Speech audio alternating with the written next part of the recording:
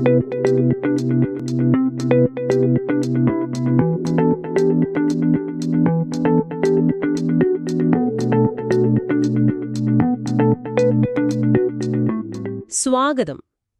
നിങ്ങളുടെ കമ്പ്യൂട്ടർ ഒരു കീബോർഡിൽ നിന്നുള്ള അക്ഷരങ്ങൾ എങ്ങനെയാ എടുക്കുന്നത്, അല്ലെങ്കിൽ പ്രിന്ററിലേക്ക് വിവരങ്ങൾ അയക്കുന്നത്, ഇതൊക്കെ എപ്പോഴെങ്കിലും ചിന്തിച്ചിട്ടുണ്ടോ? അതായത് കമ്പ്യൂട്ടറുകൾ ഈ പുറമെയുള്ള ഡിവൈസുകളുമായിട്ട്, പെരിഫറലുകൾ എന്ന് പറയില്ലേ, അതുമായിട്ട് എങ്ങനെയാണ് ഡേറ്റ കൈമാറുന്നതെന്ന് നിങ്ങളുടെ കയ്യിലുള്ള ആ ഇൻപുട്ട് ഔട്ട്പുട്ട് ടെക്നിക്കുകൾ എന്ന ഭാഗം വെച്ചാണ് നമ്മളിത് ചർച്ച ചെയ്യുന്നത്. കമ്പ്യൂട്ടറും ഈ ഡിവൈസുകളും തമ്മിൽ ഡേറ്റ അങ്ങോട്ടും ഇങ്ങോട്ടും പോകുന്നുണ്ടല്ലോ, അതിന്റെ പ്രധാനപ്പെട്ട രീതികൾ ഒന്ന് ലളിതമായിട്ട് മനസ്സിലാക്കുക. അതാണ് നമ്മുടെ ലക്ഷ്യം. തീർച്ചയായും ഇത് വളരെ പ്രധാനപ്പെട്ട കാര്യമാണ്. കാരണം ഒരു കമ്പ്യൂട്ടർ സിസ്റ്റം എത്ര വേഗത്തിൽ പ്രവർത്തിക്കുന്നു, എത്ര കാര്യക്ഷമമാണ് എന്നൊക്കെ തീരുമാനിക്കുന്നതിൽ ഈ രീതികൾക്ക് നല്ല പങ്കുണ്ട്. കമ്പ്യൂട്ടറുകൾ ശരിക്കും എങ്ങനെയാണ് വർക്ക് ചെയ്യുന്നത് എന്നൊരു ബേസിക് ഐഡിയ കിട്ടാൻ ഇത് നിങ്ങളെ ഒരുപാട് സഹായിക്കും. ഇതിലെ പ്രധാന വ്യത്യാസം വരുന്നത് നമ്മുടെ പ്രോസസ്സർ, അതായത് CPU, ഈ ഡാറ്റ കൈമാറ്റത്തെ എങ്ങനെ മാനേജ് ചെയ്യുന്നു എന്നതിലാണ്. ഓക്കെ, അപ്പം നമുക്ക് ആദ്യത്തെ രീതിയിലേക്ക് കടക്കാം. ഈ പ്രോഗ്രാംഡ് IO, അത് കേട്ടിട്ട് പ്രോസസ്സറിന് കുറച്ച് കൂടുതൽ പണിയുണ്ടെന്ന് തോന്നുന്നുണ്ടല്ലേ? അതെ, ഊഹം ശരിയാണ്. പ്രോഗ്രാംഡ് IOയിലുണ്ടല്ലോ, എല്ലാ ഇൻപുട്ട് ഔട്ട്പുട്ട് കാര്യങ്ങളുടെയും ഫുൾ കൺട്രോള് അത് പ്രോസസ്സറിനാണ്.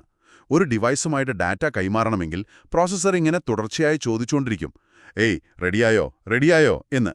ഇതിനെയാണ് നമ്മൾ പോളിംഗ് എന്ന് പറയുന്നത്. പോളിംഗ്? അതെ, ഡിവൈസ് എപ്പോഴാണോ റെഡി എന്ന് പറയുന്നത് അപ്പം മാത്രം ഡാറ്റ കൈമാറും.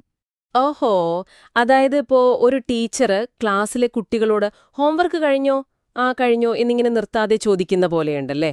അപ്പോ ഒരു സ്ലോ ആയിട്ടുള്ള പ്രിന്ററിനു വേണ്ടി നമ്മുടെ ഫാസ്റ്റ് പ്രോസസ്സർ ഇങ്ങനെ കാത്തിരിക്കുമ്പോൾ അത് ശരിക്കും സമയം കളയലല്ലേ? വേറെ ജോലിയൊന്നും നടക്കില്ലല്ലോ അപ്പോ. അത് തന്നെ, കൃത്യമാണ്. അതാണ് ഇതിൻ്റെ ഒരു പ്രധാന പ്രശ്നം. പ്രോസസ്സറുടെ സമയം വെറുതെ പോകുന്നു. അപ്പോ ഈ കാത്തിരിപ്പ് ഒഴിവാക്കാൻ വേണ്ടിയാണ് അടുത്ത ടെക്നിക്ക് വന്നത്, ഇന്ററപ്റ്റ് ഡ്രിവൻ IO. ഇവിടെ എന്താ സംഭവിക്കുന്നതെന്ന് വെച്ചാൽ, പ്രോസസ്സർ ഡിവൈസിനൂടെ കാര്യം ഏൽപ്പിച്ചിട്ട് അതിൻ്റെ മറ്റു പണികൾ നോക്കാൻ പോകും. ശരിക്കും പറഞ്ഞാൽ, നിന്റെ പണി കഴിയുമ്പോൾ എന്നെയൊന്ന് വിളിച്ചറിയിച്ചാൽ മതി എന്ന് പറയുന്ന പോലെ. ആഹാ, അത് കൊള്ളാമല്ലോ. അപ്പോ ഡിവൈസ് റെഡിയാവുമ്പോൾ പ്രോസസ്സറിന് ഒരു സിഗ്നൽ കൊടുക്കും. അതാണോ ഈ പറയുന്ന ഇന്ററപ്റ്റ്? അതെ, അതുതന്നെ. ഡിവൈസ് ഡേറ്റ കൈമാറാൻ റെഡിയാവുമ്പോൾ അത് പ്രോസസ്സറിലേക്ക് ഒരു ഇന്ററപ്റ്റ് സിഗ്നൽ അയക്കും. ഈ സിഗ്നൽ കിട്ടുമ്പോൾ പ്രോസസ്സർ എന്ത് ചെയ്തുകൊണ്ടിരിക്കുകയാണോ അത് തൽക്കാലത്തേക്കൊന്ന് നിർത്തും. എന്താണ് ചെയ്തതെന്ന് ഓർമ്മിച്ചു വയ്ക്കും. അതിനെ കോണ്ടെക്സ്റ്റ് സേവിംഗ് എന്നൊക്കെ പറയും. എന്നിട്ട് ഡിവൈസിന്റെ കാര്യം പോയി നോക്കും. അത് കഴിഞ്ഞാൽ നിർത്തിവെച്ച പഴയ ജോലി വീണ്ടും തുടരും. ഇത് പ്രോസസ്സറുടെ വെയിറ്റിംഗ് ടൈം ഒരുപാട് കുറയ്ക്കും. കൊള്ളാം. നല്ലൊരു മെച്ചപ്പെടലാണല്ലോ. പക്ഷേ ഒരു സംശയം, ഒന്നിൽ കൂടുതൽ ഡിവൈസുകൾ വിചാരിക്കുക, കീബോർഡും മൗസുമൊക്കെ ഒരേ സമയം എന്നെ ശ്രദ്ധിക്കൂ എന്ന് പറഞ്ഞ് ഇന്ററപ്റ്റ് സിഗ്നൽ അയച്ചാലോ?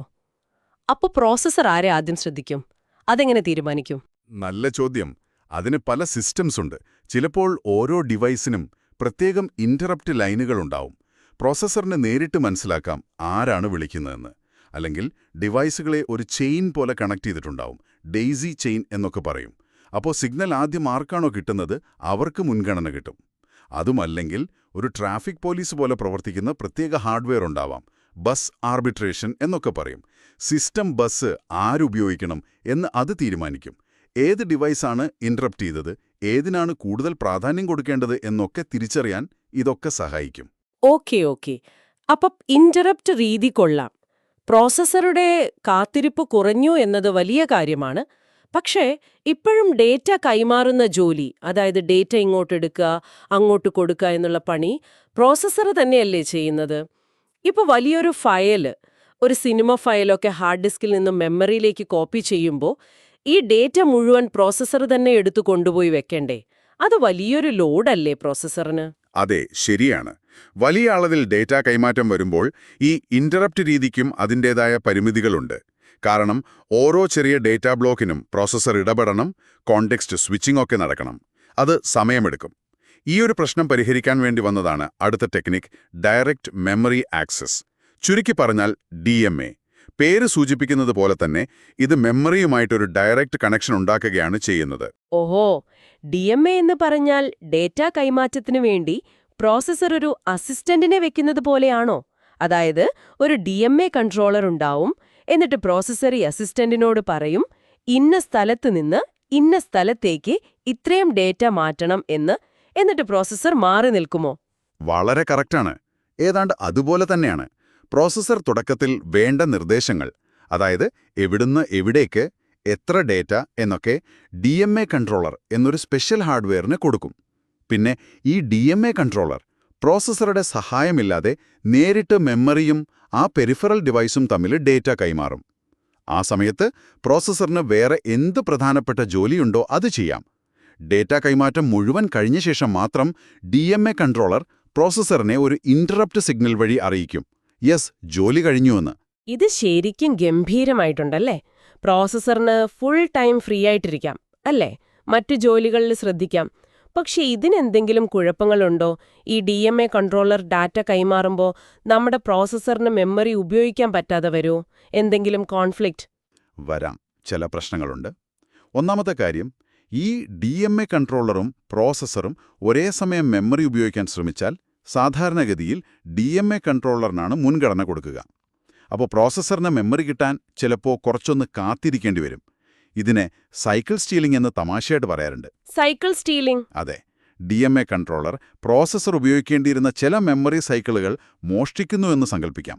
പിന്നെ വേറൊരു പ്രശ്നം വരാവുന്നത് കാഷെ കൊഹറൻസ് ആണ്. അതെന്താണ്? അതായത് DMA നേരിട്ട് മെയിൻ മെമ്മറിയിൽ മാറ്റം വരുത്തുമ്പോൾ പ്രോസസ്സറുടെ അടുത്തുള്ള വേഗത കൂടിയ കാഷെ മെമ്മറിയിൽ അതേ ഡാറ്റയുടെ പഴയ കോപ്പി ഉണ്ടാവാം. അപ്പോൾ മെയിൻ മെമ്മറിയിലെ പുതിയ ഡാറ്റയും കാഷെയിലെ പഴയ ഡാറ്റയും തമ്മിലൊരു പൊരുത്തക്കേട് വരും. ഇത് പരിഹരിക്കാൻ അധികമായിട്ടുള്ള മെക്കാനിസംസ് വേണം. ഓക്കെ. അപ്പോൾ നമ്മൾ പ്രോഗ്രാംഡ് IOയിൽ നിന്ന് തുടങ്ങി. അവിടെ പ്രോസസ്സർ ഫുൾ ടൈം എൻഗേജ്ഡ് ആയിരുന്നു. പിന്നെ ഇന്ററപ്റ്റ് വന്നു. അപ്പോൾ ഇടയ്ക്കിടെയുള്ള ഇടപെടൽ മതിയായി. ഇപ്പോൾ DMA ആയപ്പോൾ തുടക്കത്തിലൊരു നിർദ്ദേശം കൊടുക്കുക, അവസാനം വിവരം അറിയുക എന്ന രീതിയിലേക്ക് മാറി. പ്രോസസ്സറിന്റെ ജോലിഭാരം നന്നായി കുറഞ്ഞു. ഇതിനും അപ്പുറത്തേക്ക് ഇനിയും കാര്യക്ഷമമാക്കാൻ വഴിയുണ്ടോ? ഉണ്ട്.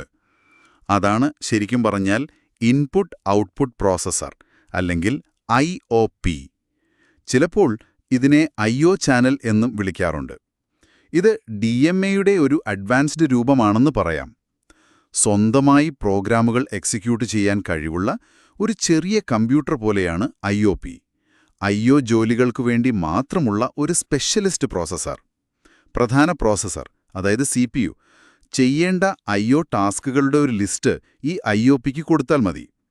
പിന്നെ ഡേറ്റ എവിടെ നിന്നെടുക്കണം, എവിടെ കൊണ്ടുവയ്ക്കണം, അതിനിടയിൽ എന്തെങ്കിലും പിഴവുകൾ വന്നാൽ അതെങ്ങനെ കൈകാര്യം ചെയ്യണം എന്നൊക്കെയുള്ള കാര്യങ്ങൾ IOP തനിയെ ചെയ്തോളും. ഒന്നിലധികം ഡിവൈസുകളെ ഒരേ സമയം മാനേജ് ചെയ്യാനും IOPക്ക് കഴിയും. കൊള്ളാം. അപ്പോൾ ഇത് ശരിക്കും ഒരു ഡെലിഗേഷനാണല്ലേ? IOയുടെ പൂർണ്ണ ഉത്തരവാദിത്തം വേറൊരു പ്രോസസ്സറിനെ ഏൽപ്പിക്കുന്നു. ഓക്കെ, അപ്പോൾ നമുക്കിതൊന്ന് ചുരുക്കി പറഞ്ഞാലോ? നമ്മളിന്ന് നോക്കിയത് കമ്പ്യൂട്ടറുകൾ പെരിഫറൽ ഡിവൈസുകളുമായി ഡേറ്റ കൈമാറുന്ന പല രീതികളാണ്. പ്രോസസ്സർ നിരന്തരം ഇടപെടുന്ന പ്രോഗ്രാംഡ് IO മുതൽ തുടങ്ങി, കുറച്ചുകൂടി കാര്യക്ഷമമായ ഡിവൈസ് റെഡിയാകുമ്പോൾ മാത്രം ഇടപെടുന്ന ഇന്ററപ്റ്റ് ഡ്രിവൺ IO, പിന്നെ വലിയ അളവ് ഡേറ്റ കൈമാറാൻ ഒരു അസിസ്റ്റന്റിനെ DMA കൺട്രോളർ ഉപയോഗിക്കുന്ന ഡയറക്റ്റ് മെമ്മറി ആക്സസ് അഥവാ DMA. അവസാനം IO ജോലികൾക്ക് മാത്രമായി ഒരു പ്രത്യേക പ്രോസസ്സർ തന്നെയുള്ള ഇൻപുട്ട് ഔട്ട്പുട്ട് പ്രോസസ്സർ IOP വരെ നമ്മൾ കണ്ടു.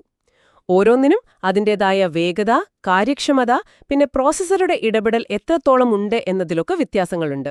അതെ, ഓരോ ഘട്ടം കഴിയുന്തോറും പ്രോസസ്സറിന്റെ ഭാരം കുറച്ച് സിസ്റ്റത്തിന്റെ മൊത്തത്തിലുള്ള പെർഫോമൻസ് കൂട്ടാനാണ് ശ്രമിക്കുന്നത്. ഇനി നിങ്ങൾക്ക് ചിന്തിക്കാൻ ഒരു കാര്യം തരാം. ഇപ്പോൾ നോക്കൂ, ഡാറ്റയുടെ അളവ് കൂടിക്കൂടി വരികയാണല്ലേ? ഡിവൈസുകളാണെങ്കിൽ ഭയങ്കര വേഗതയുള്ളതായിക്കൊണ്ടിരിക്കുന്നു. 5G, ഫാസ്റ്റ് SSDകളൊക്കെ വന്നു. ഈ ഒരു സാഹചര്യത്തിൽ ഭാവിയിലെ കമ്പ്യൂട്ടറുകളിൽ ഈ IO ടെക്നിക്കുകൾക്ക് ഇനിയും എന്ത് മാറ്റങ്ങളായിരിക്കും വരാൻ പോകുന്നത്?